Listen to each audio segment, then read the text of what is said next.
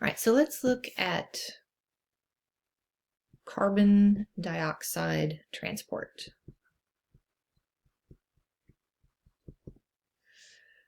All right, so I'm going to draw a little situation here. So I'm going to draw a big capillary. And in it, I'm going to draw a big giant red blood cell. Okay. And on this side of my capillary is going to be the cell, so tissue. All right, so I'm going to put I'm going to just do a little cell here, right? Here's a little nucleus or whatever. All right, and on this side is going to be the alveoli. Okay. All right. So we're just talking about carbon dioxide here, not talking about oxygen, just carbon dioxide. So we should know at this point that in the tissue, carbon dioxide is going to be a little elevated. It's going to be higher. So the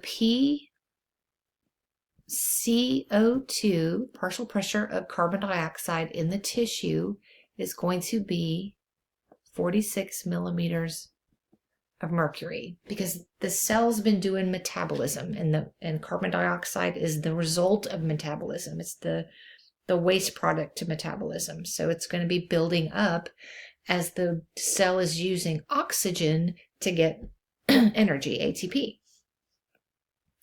So the CO2 that's here is going to go into the capillary, right? Because I'm just going to lengthen my capillary wall here.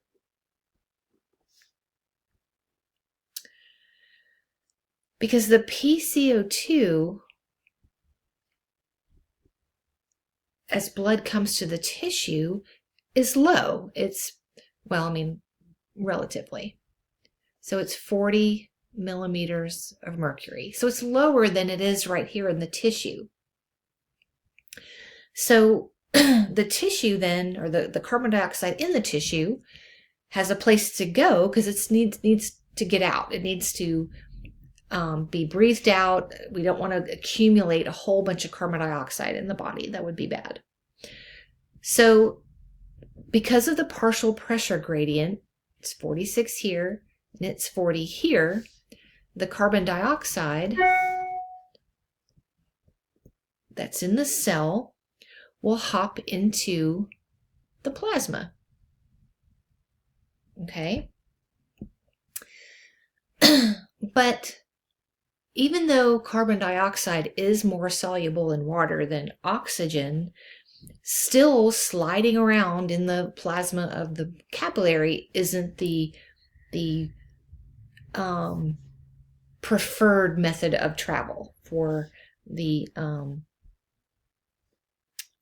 carbon dioxide. So basically, CO2, I guess I'll just write it over here, it's fine.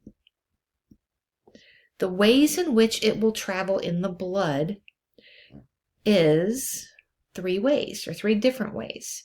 And the first one is that 70% of carbon dioxide travels in the blood as bicarbonate. Okay? And stay with me. Think about it. We have a buffer equation that is going on back and forth all the time. And that one looks like this. And you should remember this from AP1. So we have carbon dioxide plus water will give us carbonic acid.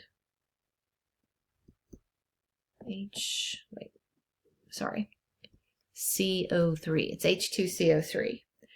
And then that can be broken down into hydrogens and bicarbonate.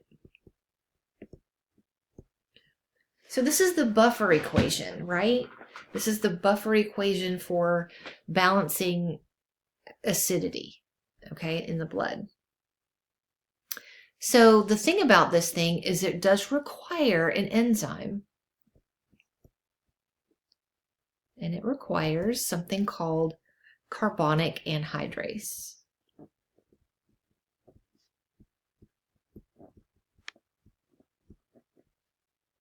Okay, so since 70% of the carbon dioxide would rather be bicarbonate and traveling down in the blood, that's basically what's going to happen. So what's going to happen is this carbon dioxide is going to hop into the plasma, and then it's going to hop into the blood cell.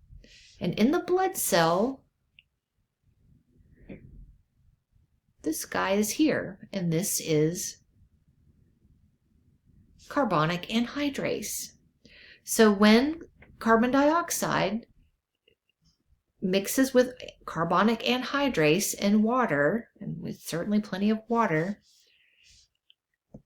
then we get, so we've got H2O, and we've got our little carbonic anhydrase, and it becomes carbonic acid.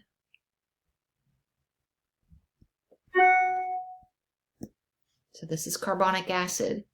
And then it will break down into hydrogens and bicarbonate. Okay? At that point, then, the bicarbonate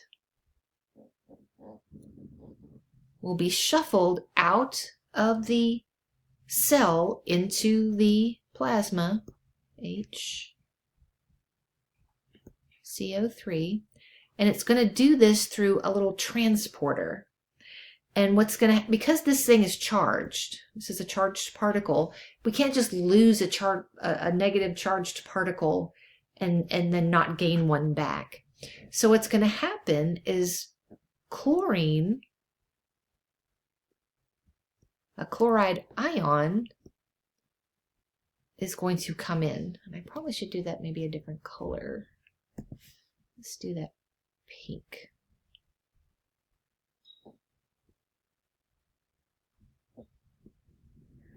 Okay? And that's going to keep happening. All right? 70% of the carbon dioxide that comes in is that's what's going to happen. And understand too that, carbon dioxide, as it comes into the plasma, the PCO2 is going to come up. But again, that carbon dioxide jumps into the cell and is converted to HCO3. So it's no longer carbon dioxide. So this stays at 40 millimeters per mercury. So more carbon dioxide can come in. So once we get 70% as bicarbonate, then the second way that CO2 moves is on hemoglobin. So 23% of the CO2 travels on hemoglobin. Okay. So once this is done, you got 70% as bicarbonate, then it starts moving, boom, jumps into the plasma, and then it jumps into the cell and kind of gets on one of those little seats on the bus. It's not like it in the bus, it just kind of links to it. There's like a little part out there that gets that. And this thing then becomes carbino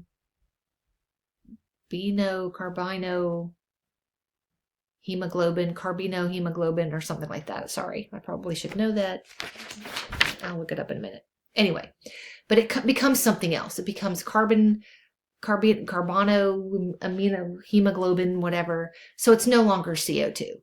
So again, this stays at 40.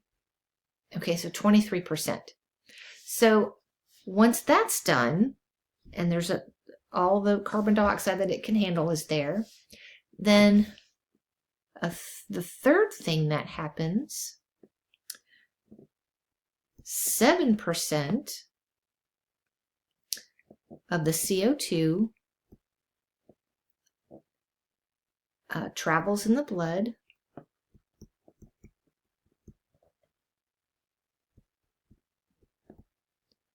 dissolved in the plasma.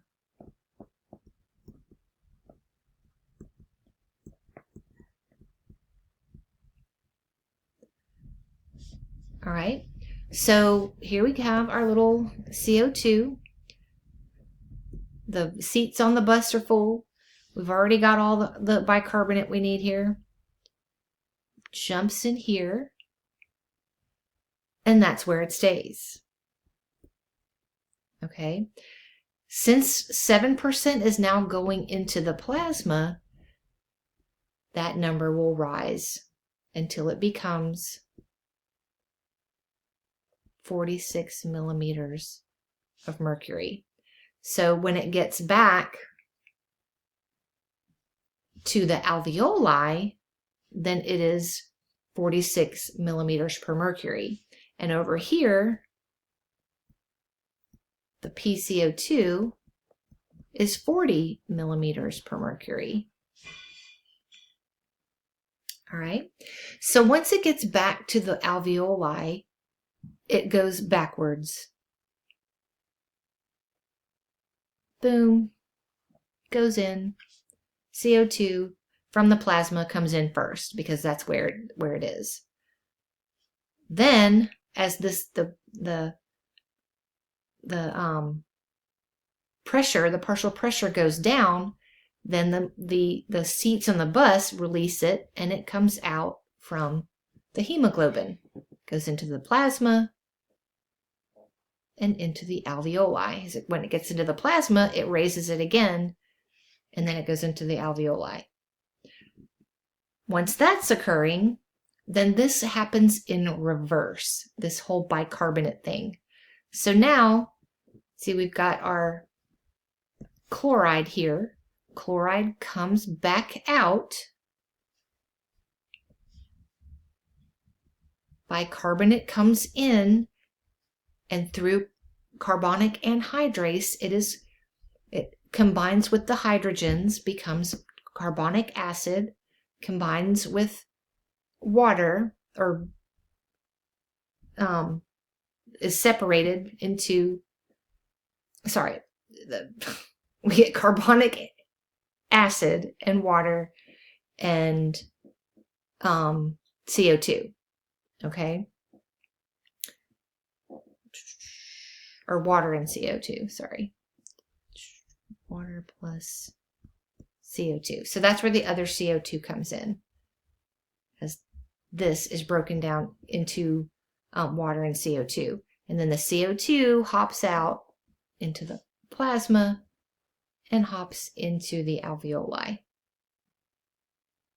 Okay, so once that finishes, then the partial pressure of carbon dioxide goes back down to 40. And we're at the alveoli here, so the blood on the other side, in a way, is loading up with oxygen to go back to the tissues. This right here, where the chloride comes in, this is called the chloride shift.